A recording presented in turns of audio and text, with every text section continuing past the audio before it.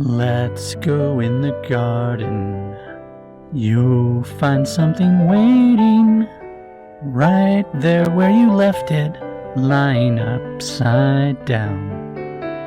When you finally find it, you'll see how it's faded.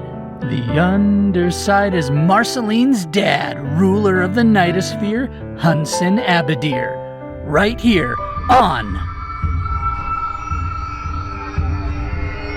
Monster Menagerie.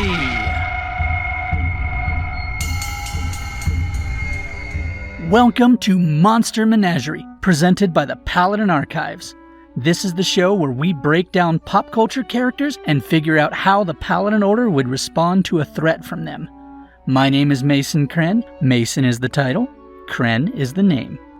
It was 1 year ago that I rewarded myself for sitting through the movie Morbius multiple times by doing a deep dive on Marceline the Vampire Queen.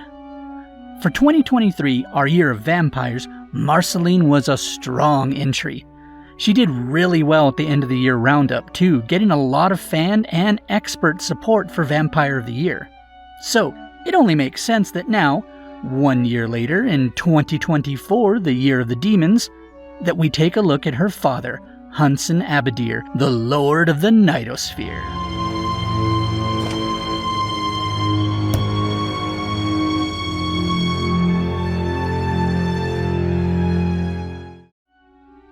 I'm super excited to tackle Hunson Abadeer today. So far this year, we've looked at Pazuzu, your classic movie demon and the archetype for most exorcism-style movies.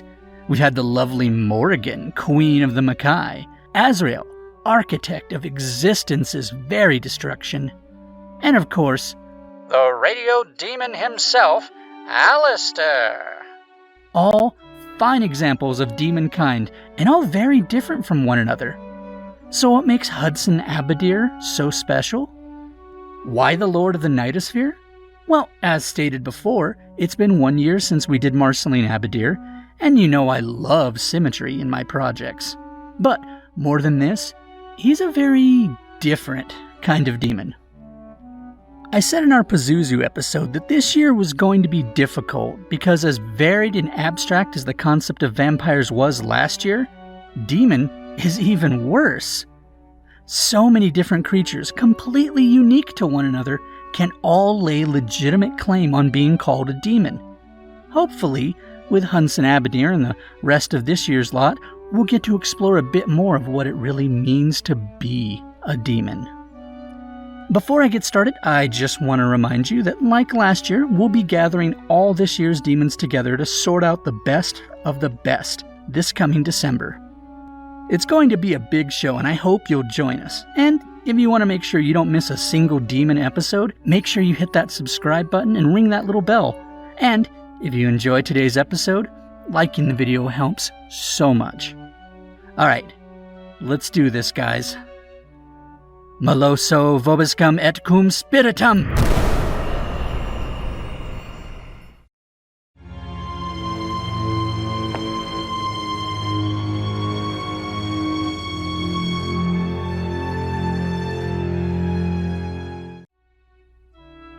We don't know. Like, for real. There are 283 episodes of Adventure Time. Hunson Abadeer is in 3. 3 episodes. Well, maybe 4 if you count the flashback in Marcy's mind of him eating her fries. Either way, we see a couple shots of him in, like, pictures hanging out with Peppermint Butler and Abraham Lincoln. Yeah, that Abraham Lincoln. Apparently he's the king of Mars in Adventure Time. That show is weird. But yes, the point is, we don't really get much about Hunson prior to his appearance in the series. And even then, that's still not much. But hey, sometimes when I'm asked to help a paladin identify something, I get a message like, blue dog thing. I'm not joking. I got a text from a paladin once asking me to figure out what that was. I'm just here minding my own business and I get the message, blue dog thing. What am I supposed to do with that? It took me over an hour of prodding the paladin for more details and probing every book I have in the archives to find out it was just a bar guest. It's like a big black ghost dog. No idea why they said it was blue. Point is, I've had to analyze creatures with less info than I'm getting from Hunson Abadeer, so this isn't impossible. So, as far as his time in those 3 episodes goes, we learn, he's very attached to his daughter, even if he doesn't understand how to be a good person or a good father. He's a physical incarnation of evil, possibly from before the time of Oo itself, if the Lich's speech about monsters is to be believed. We know that at some point he met Marceline's mother and they grew close enough to conceive a daughter, but he seemed to disappear from her life after that. As much affection as he shows for Marceline when her mother was dying in the desert, Hunson was nowhere to be found. And I know Hunson can't move between Oo and the Nightosphere freely, he has to be summoned. But I'd wager that Marcy's mom knew how to summon him, and she apparently would rather die than bring him back into their lives. It took Finn the human revealing Marcy's latent daddy issues to get Hunson to even entertain the idea of being a better dad. And we see by his final appearance in the series that he's taking that pretty seriously, though the results are still somewhat mixed. What else? He's the ruler of the Nightosphere. And actually, he seems to be nothing like any of the residents that are there. I mean, just look at them. He's so different, even in his true form, from any of the residents in the Nightosphere that I wonder if he's even from there originally. Maybe he just conquered it. However he attained rulership of the Nightosphere, he's an integral part of it, and he desperately wants Marceline to follow in his footsteps and rule the land of suffering and chaos, just like Daddy. I want Marceline to take over the Nightosphere. Finally join the family business. Oh, also, his #1 pastime on the mortal plane is sucking up souls. Yeah, almost forgot that one. He's just honestly so weird that I can completely forget he's a horrific nightmare abomination. But let's look more into that soul-sucking when we go over his abilities, shall we?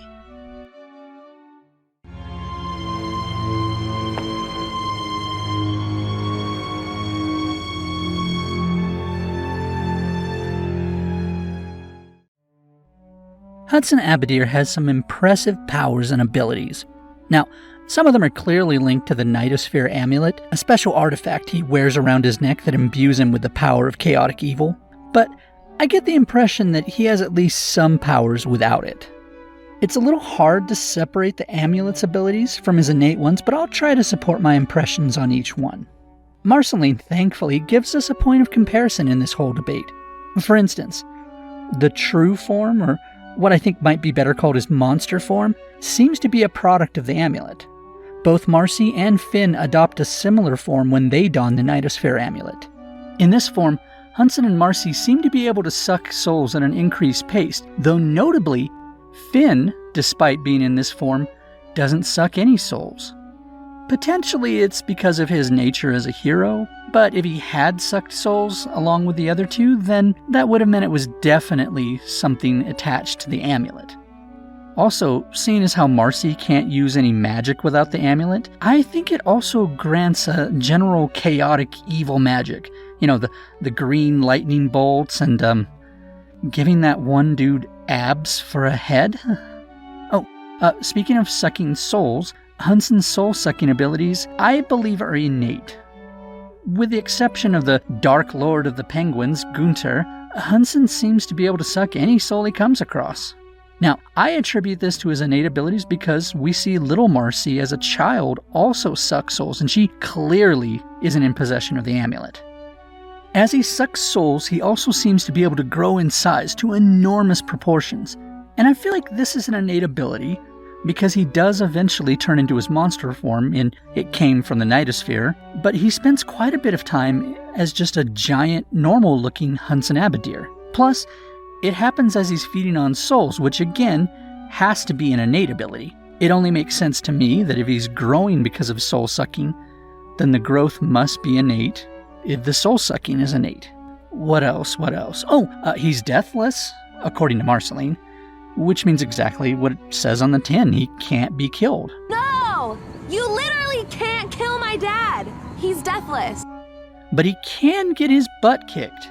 In the episode Marcy and Hunson, he upsets a group of ghosts, and since he's bound by Peppermint Butler's magic via the Night Sword, he can't do more than punch and kick at them. They take advantage of this to beat the snot out of him, leaving him with a swollen eye and several lumps. By the way, props to the writing team for the continuity in that episode. They remembered all the way back to the episode Heat Signature in Season 2, where we learned that vampires can't hurt ghosts. This episode was in Season 10. Lastly, while it wasn't the most incredible fighting I've seen, I feel like I do need to mention how flexible Hunson is in his base form. When assaulted by his daughter in her attempt to reclaim her base, he kicks straight up over his head and manages to knock her off his back. He follows this up with a chop that seems to actually disorient her. So, I guess it's not so much that he's an incredible fighter, so much as he has good reflexes. Now, if we want to take care of the Lord of the Nightosphere, we're going to have to think outside the box. Let's see what they do in-world.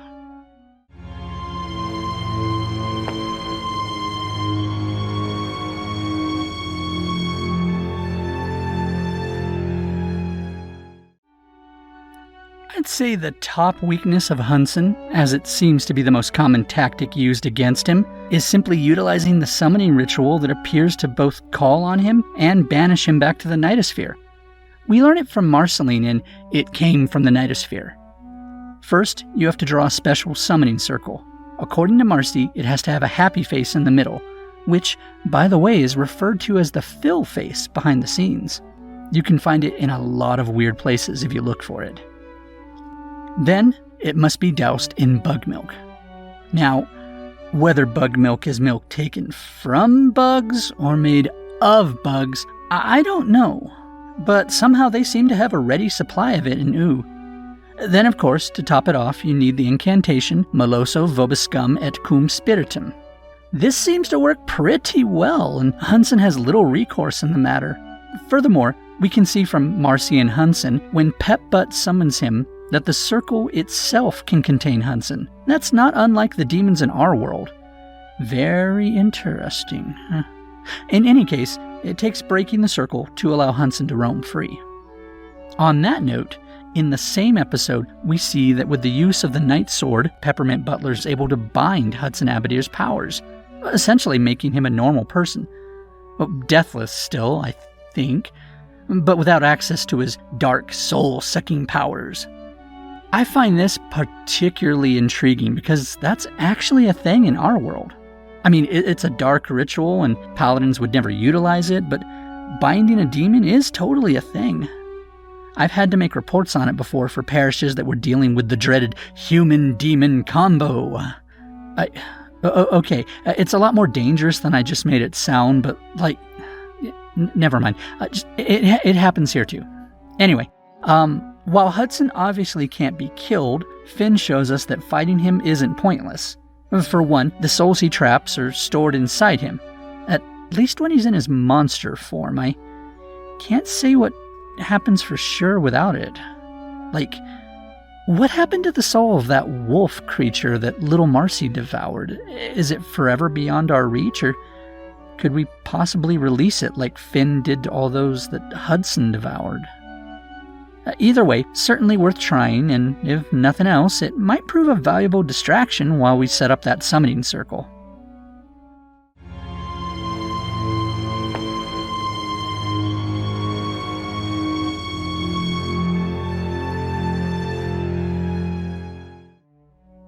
We have a few options should the paladins be called upon to deal with Hunson Abadeer. Now, he's got a lot of characteristics in common with our typical demons, so I think a straight-up anti-demon paladin should probably be in the lead for something like this. That whole summoning circle thing tells me that exorcism may just be an option for Hunson. He's capable of being bound, he's capable of being summoned, and he's capable of being banished again. He even has a target plane of existence to which he's banished. Man, I'd be insanely interested to know if a paladin exorcism would banish him from this realm back to the Nightosphere. Or if demon circles, without happy faces, could potentially hold him. Obviously, I'd suggest whatever parish was dispatched to bring him in using the tried and true methods we see in the show, but man, I'd love to see some experimentation. Anyway, once we get down to business, though, I'd just try to quickly educate the anti-demon lead in the proper incantations and the sigil for his banishment. It's really not all that different from what they're going to do anyway. We're just replacing the words and the symbols, you know? My only problem is going to be bug milk. What in the heck is bug milk? I managed to find this image of one of the cartons. The top part appears to be a ladybug, or a ladybird if you're a filthy tea drinker. And I think the bottom is a stool, like a milking stool you'd sit on to milk a cow. I mean, it's that or it's stacked rocks, but assuming it's from the former, that insinuates that it's milked from bugs? But we see in Sad Face that bugs themselves drink the stuff. Now, in Ooh, this stuff doesn't seem to be particularly rare. Marceline doesn't even eat normal food, and Finn found some at her house. Hunson himself drinks it, so it's not like it's the world's holy water or something. But what the heck is it? Well, as regular viewers know, I love to add a little science and math to my analyses.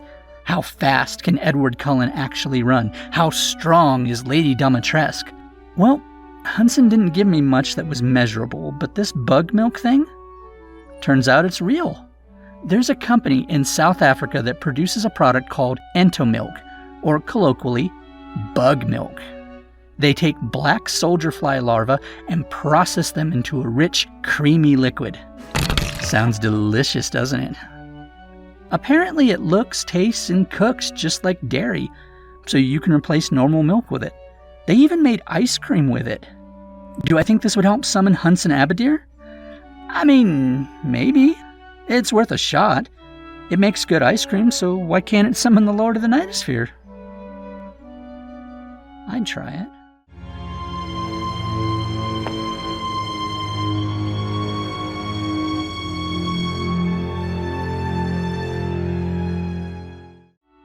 So, as a Mason, my job is to field questions from active paladins and get them the information they need to do their job. A big part of that is the threat level, a sort of shorthand we use to sum up how threatening a target might be. And of course, when demons are involved, we go a step further and include their class type, a ranking that helps paladins in the field understand what kind of demon they're up against. Threats go from 1 to 10, but as always, I need to emphasize that the scale is heavily weighted toward the bottom. I've never heard of even the worst threats to humanity ranking higher than a 6. Everything beyond that is more hypothetical than anything else. I guess you could say it's room to grow. I have a problem with Hunson, though.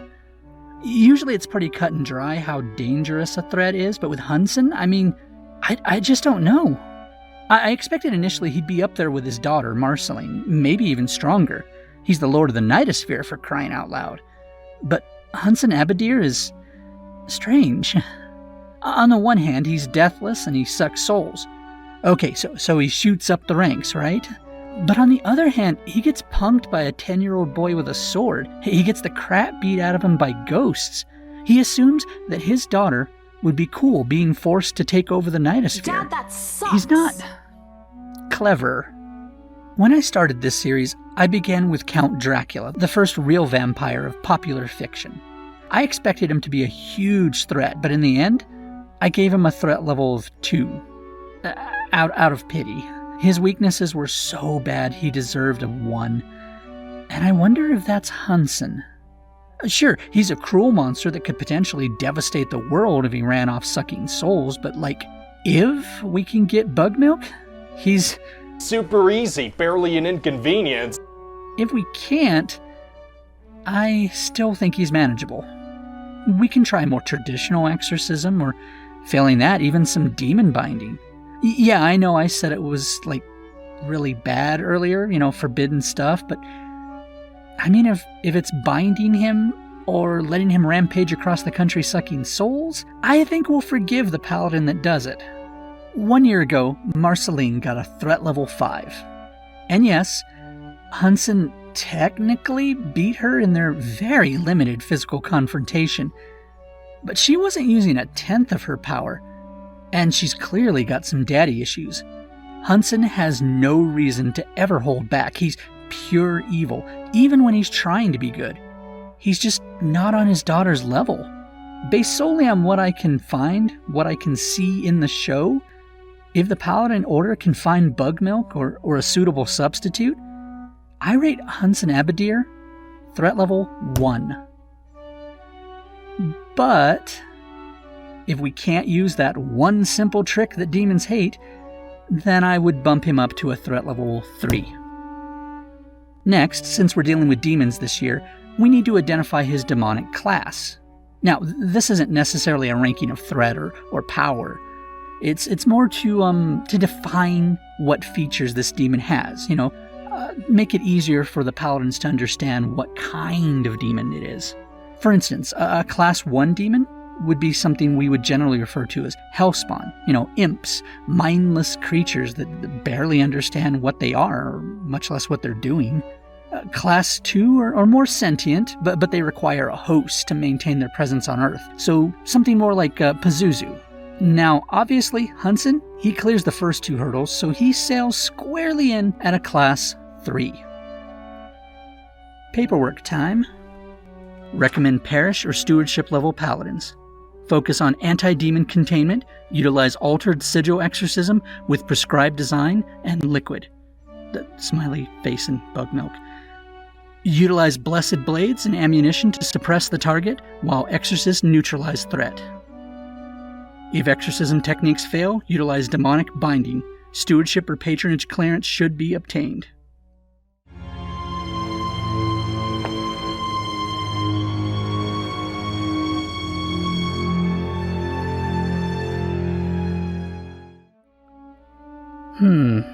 I gotta say, I actually expected a lot more from Hunson. In the end, I guess it just comes down to the fact that Adventure Time is a weird show. Giant monsters fall like nothing sometimes, and tiny snails end up being the source of suffering and evil. It's all a crapshoot when you watch that show. Still, I had a lot of fun with Hunson Abadeer, and I hope you guys did too. If you like our little analysis of the Lord of the Nightosphere, a like and a subscribe would mean so much. It tells YouTube that you guys enjoy content like this, and it'll make sure you get notified when next month's demon comes up. Speaking of, if you have any suggestions for a demon for us to analyze, or if you think we missed something about Hunson, like just totally bumped up his threat level, let us know down in the comments. And since I've been doing such a bad job about it, I'd like to take a brief moment to bring your attention to our website, the Paladin Archives, link down in the description. There you can learn about the Order, take our personality quiz to see which Paladin discipline you are, and of course, learn about our debut novel, The Paladin. The Paladin, the debut novel in the Paladin Archive series, is nearing release, and you can read sample chapters from it right now. Follow the story of seminarian Jonathan Sutter as he enters the world of the unknown after an exorcism gone wrong. Thrust into the hidden world, Jonathan is brought into the Paladin Order in a desperate attempt to save his mentor. But why is the Order so interested in him? And will Regan and Giz ever not fight? Again, we have a link down in the comments section to our official website where you can read sample chapters, short stories, and see some amazing artwork of the characters. For example, take a look at these 2 tertiary characters, Juliet and Ashley. I love these 2. And if you're up for something a little weirder, we have a short story about Teddy Roosevelt hunting werewolves. Well, actually, it's about a vampire slayer that is forced to seek wisdom from an ancient vampire on how to handle a wolfman threat, filled with tons of undertones of romance and unrequited love, but also has Theodore Roosevelt, 26th President of these United States, hunting down and combating scores of wolfmen. Bully! Thank you so much for joining me today. Don't forget to hit us up on Twitter and catch our regular streams over on Twitch. We play games, we talk Paladin stuff, and we have a lot of fun. I gotta run though. Mason Selena is on vacation and I promise to babysit the Pixies. If you don't change the paper on those guys regularly, it's a mess. Until next time, keep your eyes peeled. You never know. What's hiding out there?